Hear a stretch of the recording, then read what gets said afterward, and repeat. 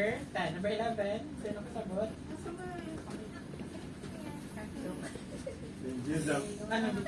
Engineer yung takip nakita mo? Yung takip? Ng black. Saan kayo yung engineer? Ito. Parang dito yung kanina. Girl. Oh, girl. Yes, girl. Oh, number 11. Sino? Same lang siya. Pareho lang. Wala pa tayo makitaan. Number 11. Wala ka labot. 11, go. Bawi na lang ko na. Madam? Babawi ako. Di ba ate? Question mark yan. Ready, Sam?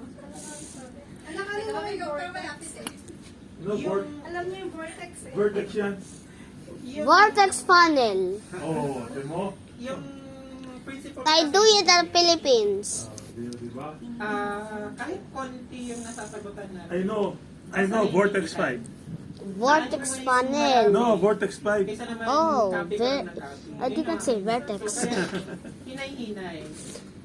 What a big Kasi bigyan face. ko kayo ng 150 questions agad. Kasi nga, ang sabi nila sa board exam, dapat 3 minutes lang daw. Kung bibigyan ko kayo ng 50 question agad, saan lang din oras nyo? Tsaka pati yung pressure, at least nag-get nyo na, gamma H lang talaga yun. Wala na area. Wala na area. Ano kasi naglagay ng area? Ako. Pampalit ko. Kasi yun na ginawa ko nung Ashram 1. Sino nagsabi na Ashum 1? Ito, ano naman to sa 22? Ang choices 20 lang. Parang mga ganun. Tapos marirealize mo pang mo. Ganun lang. Yung mga mistake na ginagawa namin, ipapasa namin sa inyo. Grabe. Ano ba yung KPA? Kilapas, kapag binalik mo yung kilapas, kailan magiging yan? Newton? Meter per second. Kilonewton? Kilonewton per? Ayan o. Kilopascal. Kilogram per square. Abisuduhin niyo to? Ay, kung Pascal lang. Kung KPH, Times Kilonewton. 1,000 Times ka. 1,000. Times 1,000 ka. At yung kilonewton ngayon? Kilonewton? Newton is equivalent to 1,000 kilogram. Tama? 1 Newton.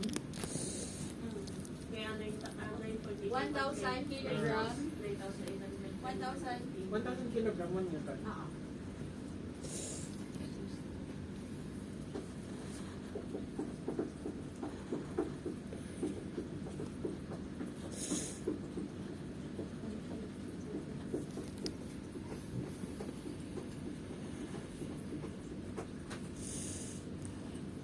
Kasi yung nasulat ko.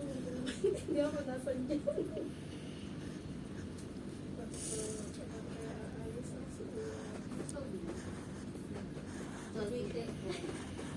Ano, isa na yun. Station 4, isa lang.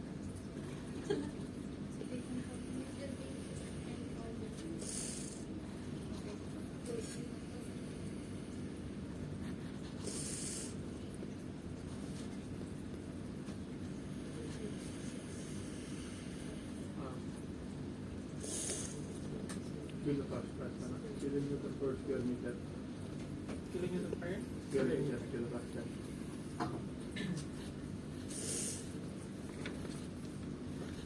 Saan ka nag-review ng kuha? Kasi may binigay ko sa kagabi na problem. Hindi ako nakatulog doon. Kasi, hindi, typo nga lang yun. Sabi ko sa'yo na ang sagot niya rin, ano eh. Si Brightness. Israelianes.